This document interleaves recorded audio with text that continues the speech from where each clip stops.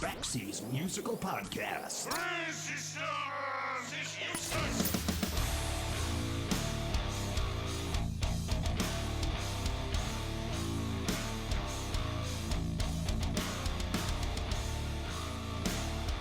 Let's be honest.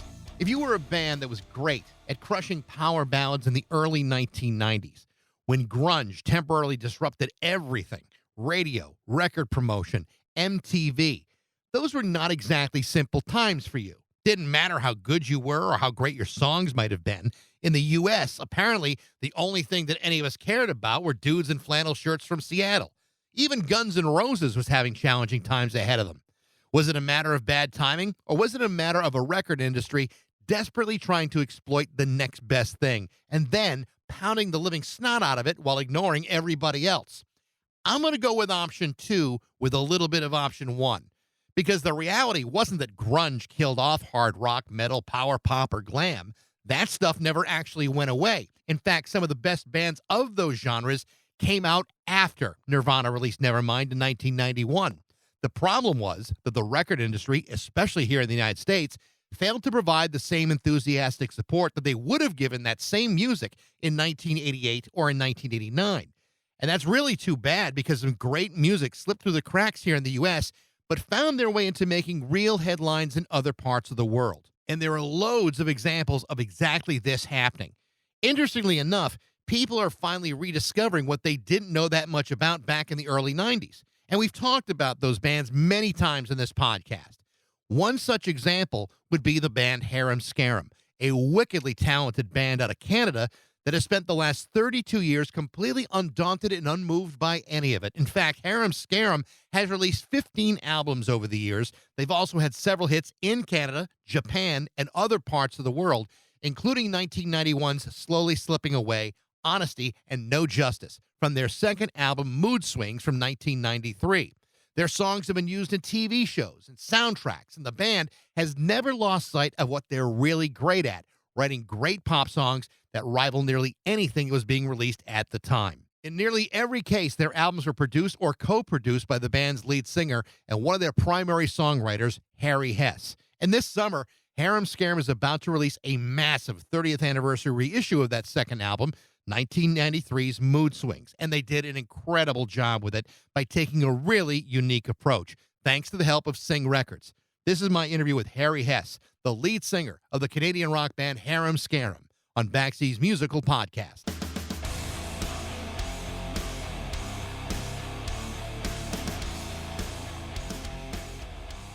Hey, Mike, how are things? Very good. Nice to talk to you.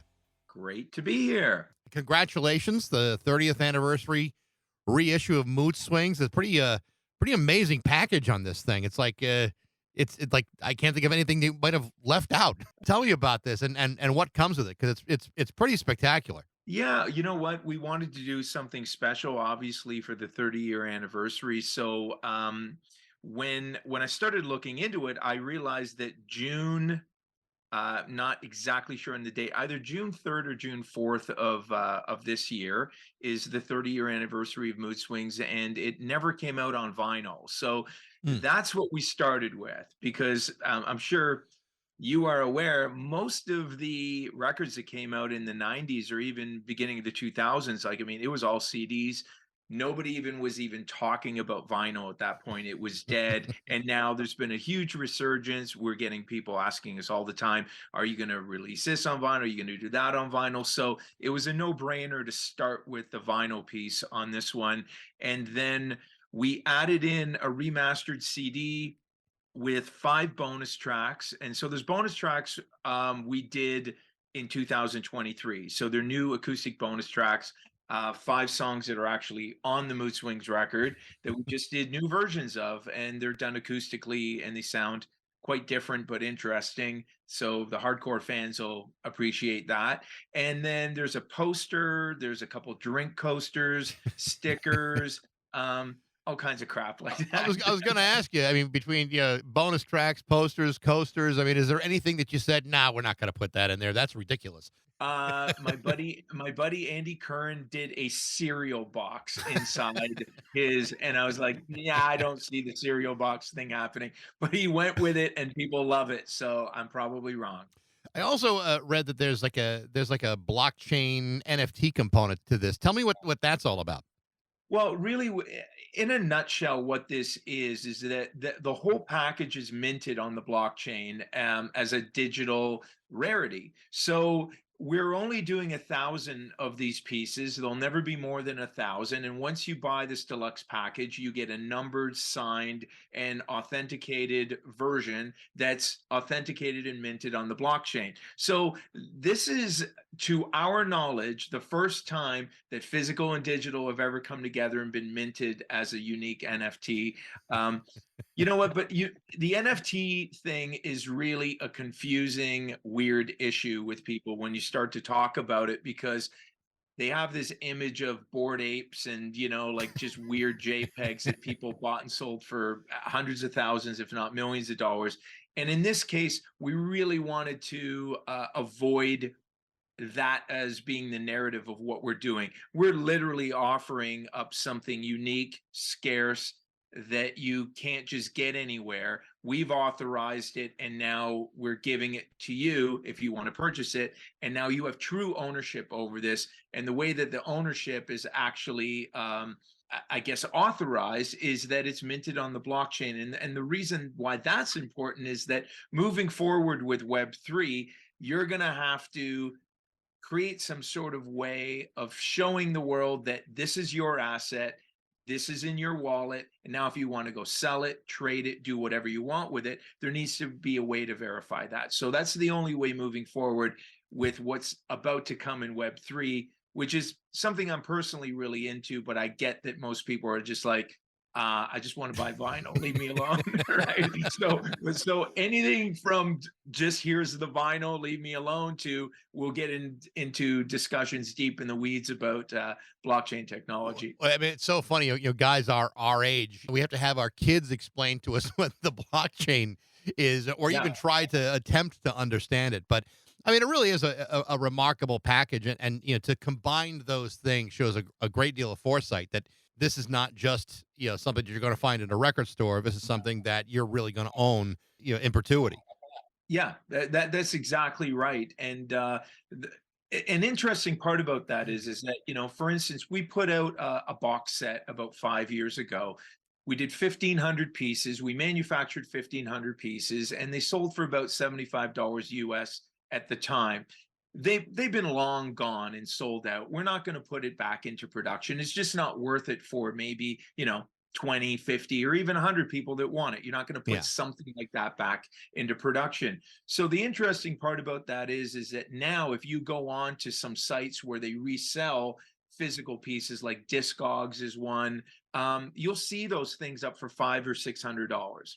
So this is another way of negating that happening. Not that the price won't escalate, but at the end of the day, everyone's going to participate in that resale in the secondary market. And it's not unlike what Nike does with shoes. They'll put out a special edition of a Jordan sneaker, it'll be gone in 48 hours. Or think about a Taylor Swift ticket that the minute that thing goes on sale at 10 a.m., 5 seconds later, every bot is gone in the middle, and you can't buy a ticket. Or if you're Right. going to, you've got to pay 10x of what it was, the original price was. So this is really a way to negate that as well, and kind of do direct to consumer purchasing and selling, and just set up an ecosystem within the artist and the fan, without 20 million people getting in the middle and all stealing your lunch money. And then, because people think that the artist gets that money, and we don't. Like, if we make something and we sell it for 20 bucks and then it's resold for $300, we're not part of that. Right. And so we're really trying to solve that problem as well with with what we're attempting to do here. Now, Mood Swings has got kind of like an interesting path here, because it was your second album, and it wound up being re-recorded many years ago as Mood Swings 2. What was the story about that, and why did you choose to re-record it back then?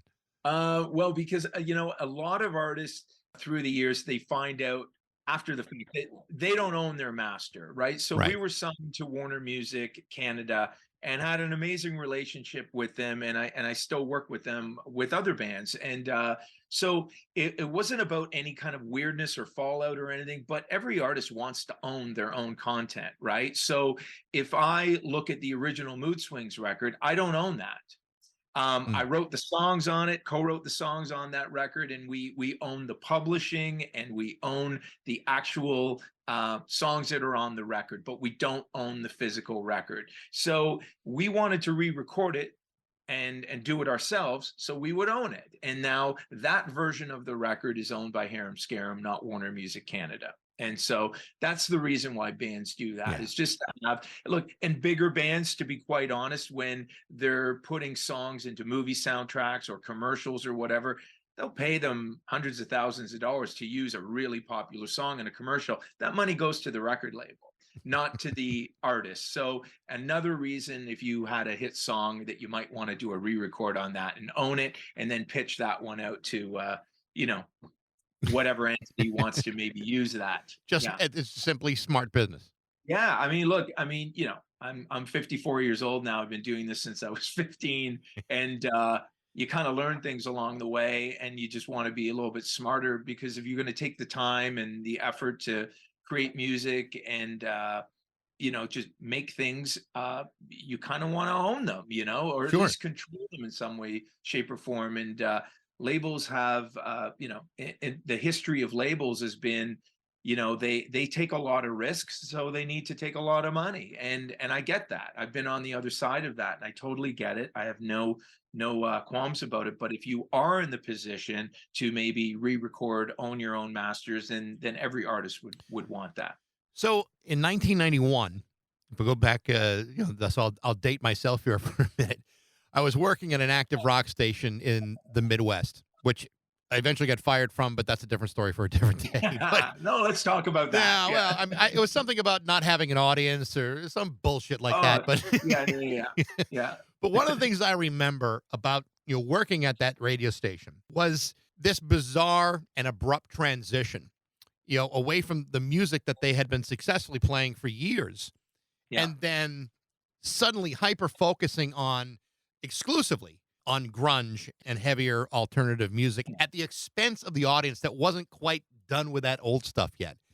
And Yeah. my point of that is, here's a band like Harem Scarem kind of coming out at the last moment, 1991. That's kind of when things are starting to change and the transition is happening. But yet you guys still produced 15 great albums over 32 years. And I have to think that there's got to be a certain respect in that you stayed resilient and dedicated to what you guys were really great at, and that was producing great pop songs and staying focused to that.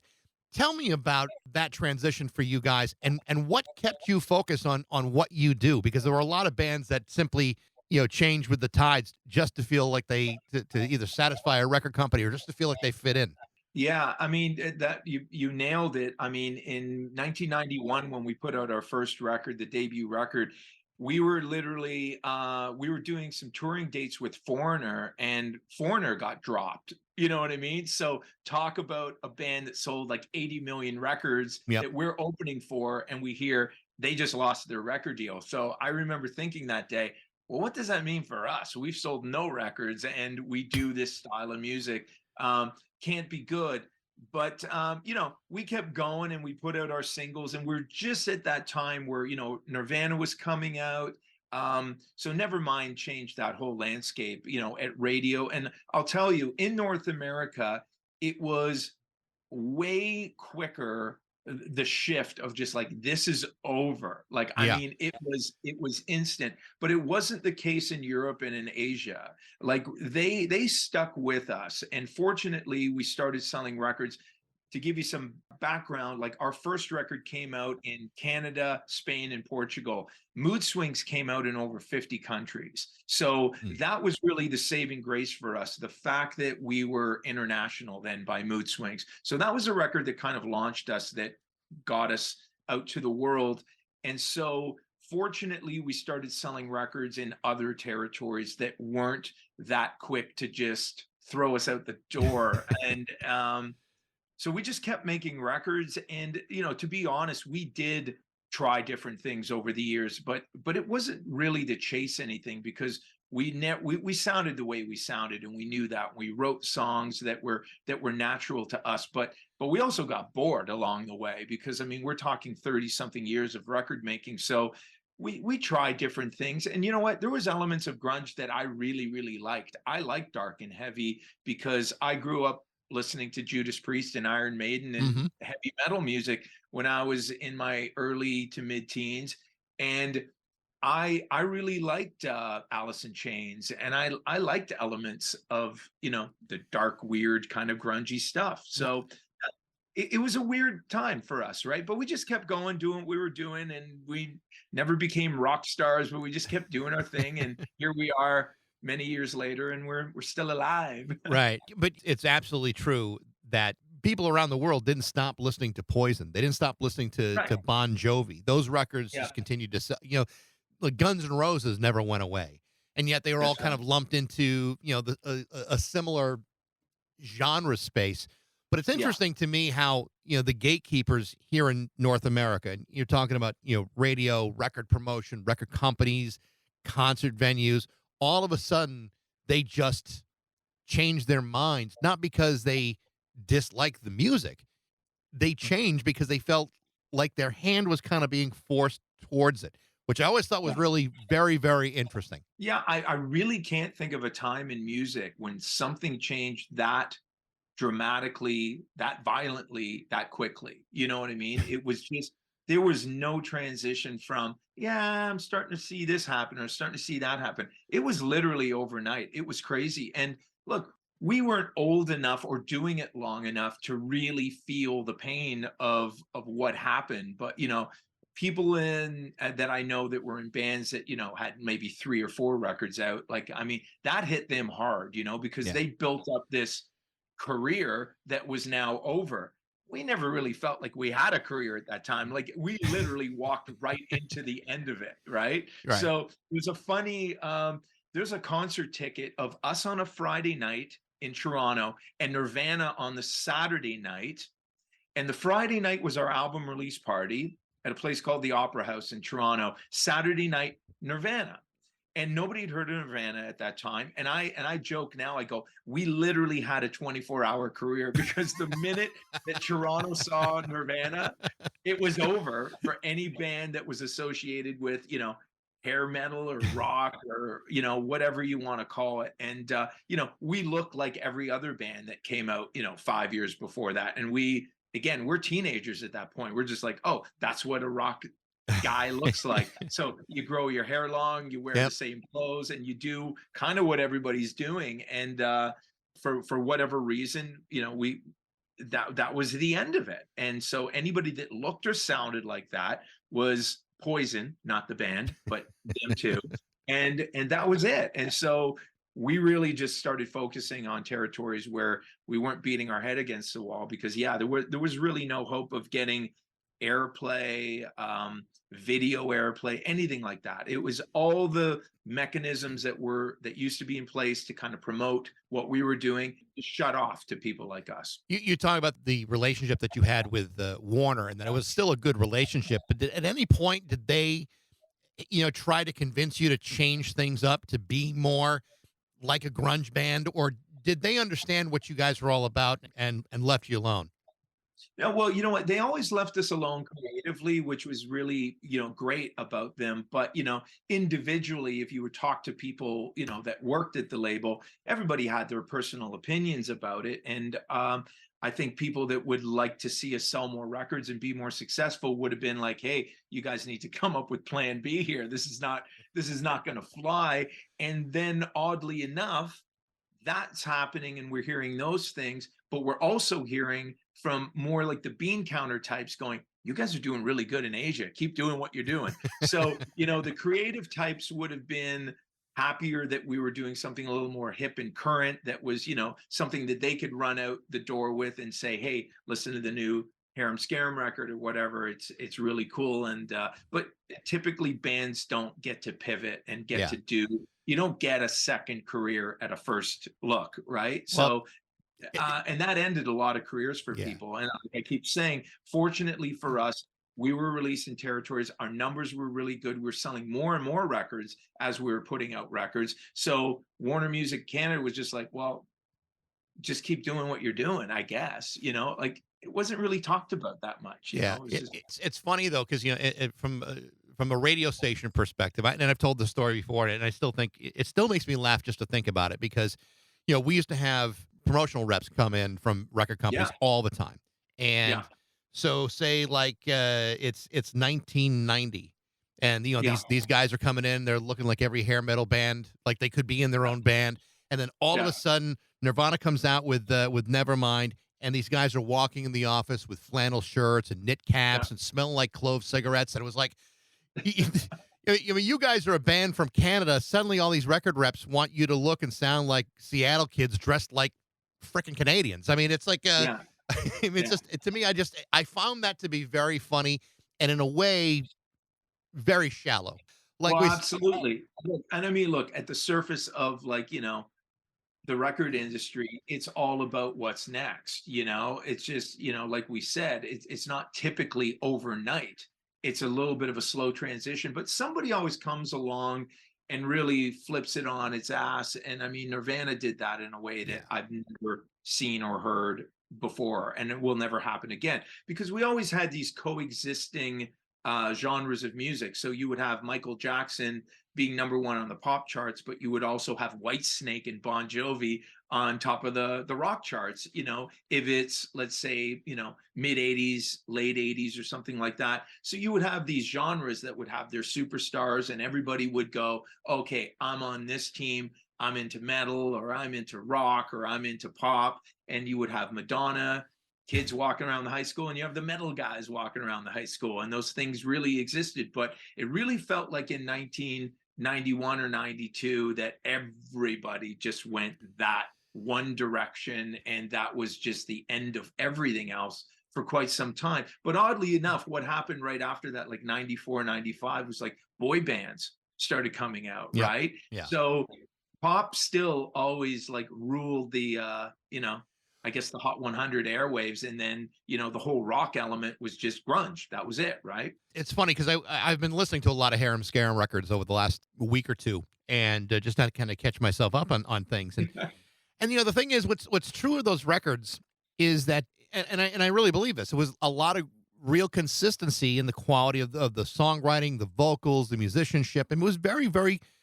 I mean, it was of the time, but really consistent. I mean, had this been out 2 years earlier, I mean, you would have been on the same on the Oh yeah, same conversation as a Whitesnake. That's what's interesting about it. You would never say that Harem Scarem failed to live up to expectations because you became stars all across the world. But the timing is it's curious because that yeah. music today still sounds like the just great pop songs. Well, I mean, we always just started like just writing songs like with an acoustic guitar or piano, and then it was kind of the window dressing of the production of the time, if I'm being honest. But yeah, when I started getting into recording and writing, Def Leppard Hysteria was a huge record, and Yeah. so that had a major influence on me from a production perspective. And you're 100% right. I mean, probably 10, 15 years ago, we would like talk about like what the hell happened way more than we do today. It's kind of come full circle and it's gained some sort of weird respect just by hanging around this long. But at the time when we were like, stay away from this kind of band, it was really bizarre and shocking because we were like, okay, well, we haven't been doing this that long, but there's really a huge backlash against the style of music that we're doing.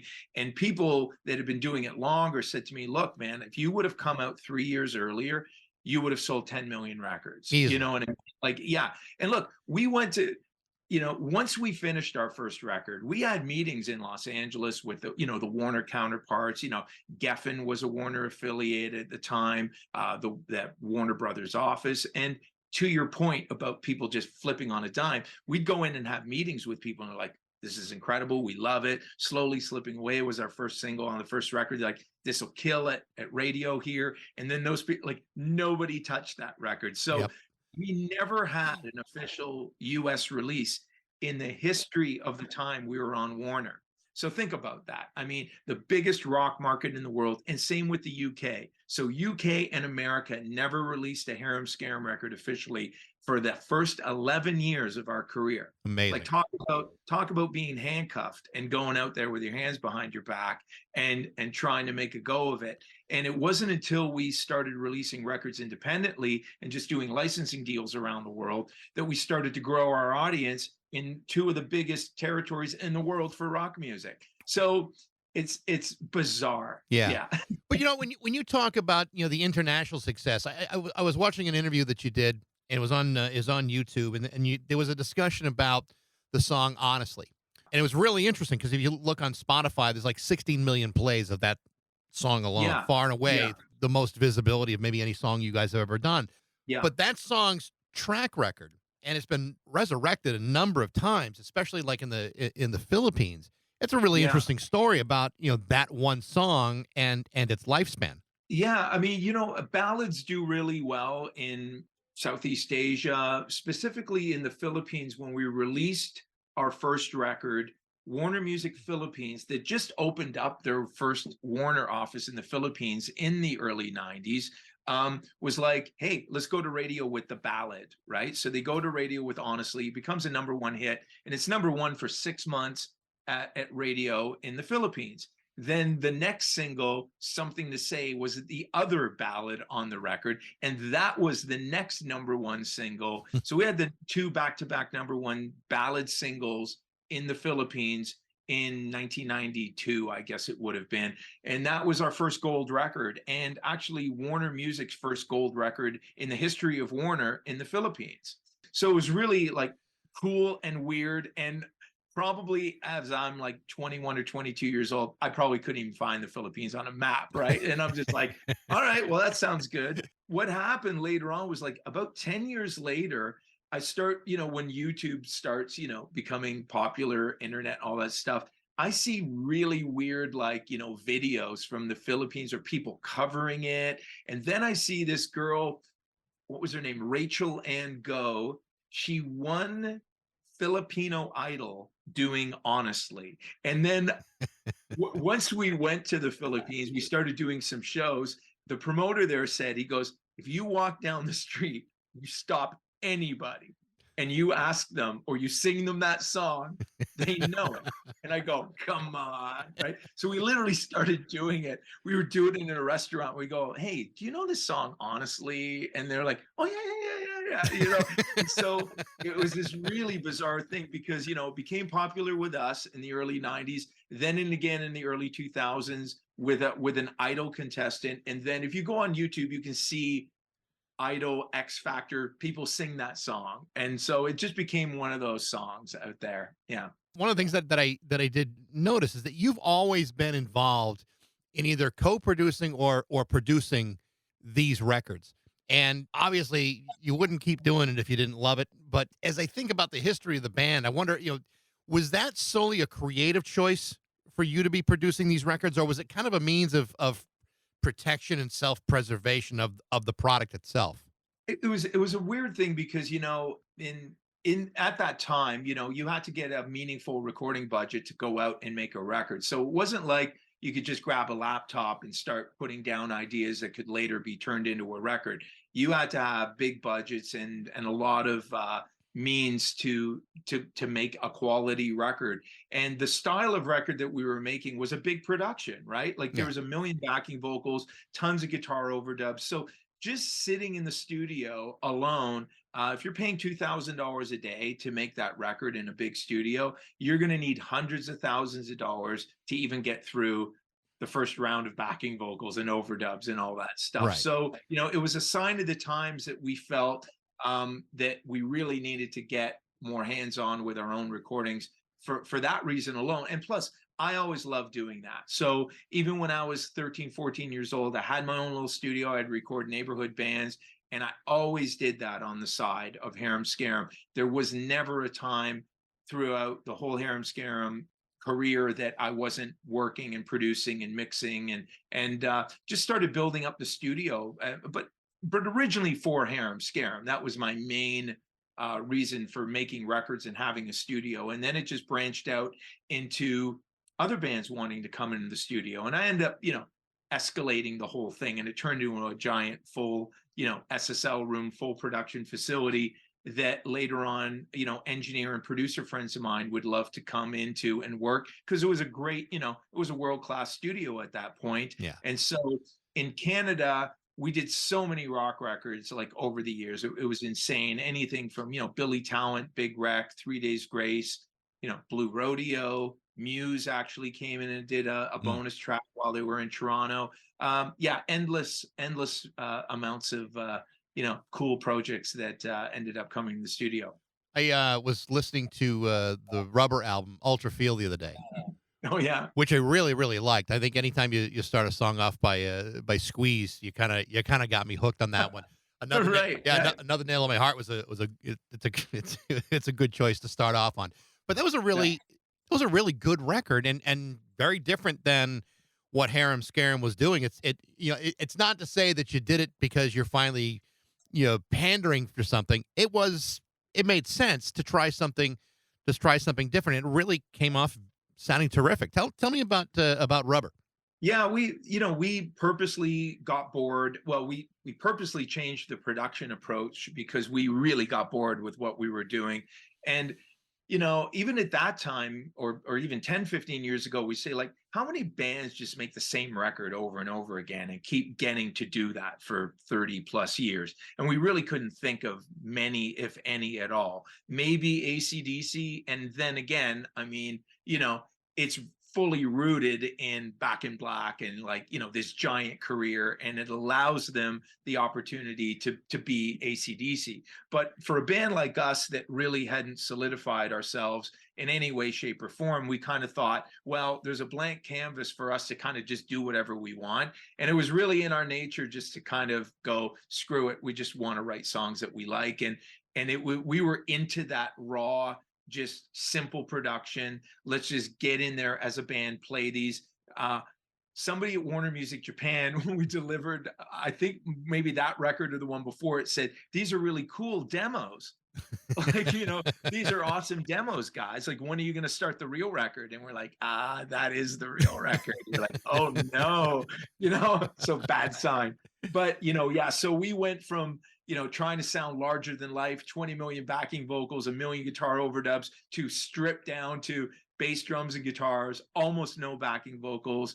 Sometimes songs wouldn't even have guitar solos because we were just doing, middle eight things that were a little bit more a sign of the times, to be honest. Yeah. And but you know what? We liked a lot of that stuff. I mean, I like pop music. I like pop records, but I also like metal records. So, we looked at bands like, Queen, that, like, when we were growing up, Queen could do the lightest, fruitiest little song about Freddie's cat, and then they could also do this heavy, plodding, detuned Yep. thing that just rips your face off. And I go, why not? Right? I mean, it's variety, it's interesting, but you really throw fans off the trail. Like, I mean, if we could write a book on how to lose fans and how to trick people, it's just like, yeah, keep changing the style of music, keep changing the production, change Right. your name every once in a while, and then just, go away, then come back, go away, come back. And so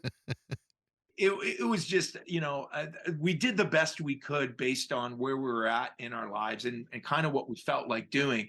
There was no roadmap for us. There was no mentor in our corner going, hey guys, let's come up with a strategy, let's maybe do this and we'll get here. None of that. Like, we literally just wrote songs, made records, rinse and repeat, with no really end goal in mind, other than we just like doing this. you you and Pete Lesperance have been working together for an awful long time. 35 years, probably longer than Yeah. that. Yeah. As someone who has worked, in long-term, partnerships in the past, I know it's not always easy to to, Yeah. to continue to work with the same people on the same stuff over and over again. Tell me about that relationship, and how has it changed over the years, and how have you maintained it over the course of 35 years? Yeah, I mean, like, again, it wouldn't be possible if we just didn't go out and do other things, right? And so me working with other bands my whole life, I never felt like I needed something to be my way because I never have the opportunity to get my way. So, when I'm working with other bands, I think they find that refreshing that I'm not trying to put my thumbprint, I'm not trying to get my idea in there because I never get my idea in there. So, making as many records as I have, I've really kind of exhausted that whole let's do this my way thing, and it just opens up, I think everything, like, from instrumentation, songwriting, just the way that you approach record making. If you want to move forward and you're curious enough to kind of like try and make it better, you're just open to working with other people and open to other people's ideas. And Pete and I have just respected each other, our own abilities, and collectively what we do together. It's not lost on us that, when him and I get together, we write a song, we record it. That's Harem Scarem. Like, that's that sound. Yeah. And you really can't get it. He can't get it without me. I can't get it without him. So we've always been aware of that and kind of respected it. And again, branched off, did our own things enough that when we got together, we just knew what the goal was, and we just had a good time with it.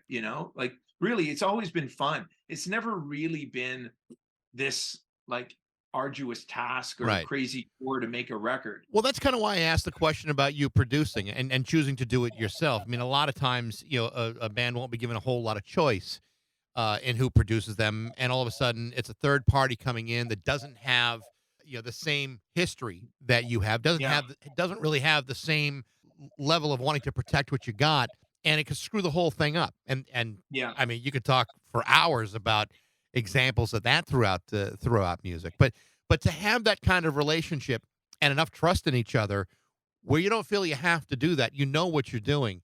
I mean, that really says something, very powerful about the relationship the two of you have.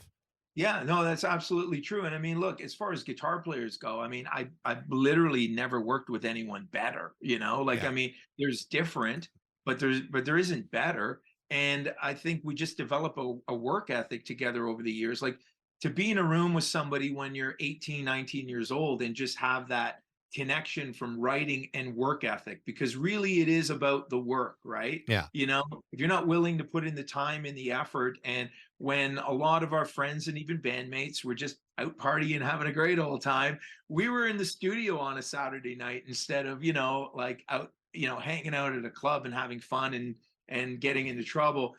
We did our share of that later on the road, but really, it was never anything that we thought we could just sidestep. There Yeah. wasn't a shortcut from A to B. We knew if we wanted a great record and a great song that we'd have to sit down and work really, really hard to get it. And we still do that to this day. And that's why they're becoming slower and slower, throughout the years, because we feel like we're treading the same ground a little bit. It's not as exciting as it used to be to Right. sit in the room and create and do that thing in life. Just kind of gets in the way, and we're all doing our own things. So we'll probably do some more stuff in the future, but the full length records were a 6 month kind of grind of really getting in there and doing a lot of hard work. Because when you listen to them, I think most people can appreciate that that didn't happen in 5 minutes, Right. right? Right. Yeah, yeah. Rarely Yeah. ever does. But No. I mean, but it sounds like that if there was a notion to start working on new material, there wouldn't be a hard choice to make. You guys would do it pretty quickly. Oh, yeah, yeah, yeah, Yeah. absolutely. We've talked about it, and we've even gotten together, and an hour of just kind of trading ideas, whatever. We go up for lunch, and then 3 hours later, we're still eating lunch, and then I go home, and that's the end of it. And I go, all right, well, we've turned into a little bit different Yeah. people You've become at those this guys stage in now. our life. Yeah. Yeah, we're not 19 and want to take over the world. We're just kind of like, let's have another drink and lunch, and that's all more fun. Harry, congratulations on the 30th anniversary reissue of Mood Swings. It looks like a really amazing package like we talked about before, and I wish you luck with it. I hope it does. I hope it does well. I hope if you get into the blockchain part of it, it's with you forever. But it's been a pleasure. Well, thank you. And you know what? I should mention that it's available. You can purchase it at singmarket.com. That's singmarket.com. Very Yeah, good. that's where you can go to find it. And thank you very much. I appreciate your time. It's been a pleasure. Thank you so much. Awesome. The 30th anniversary reissue of Harem Scarem's Mood Swings is available now. You can find out more on their website at haremscarem.net.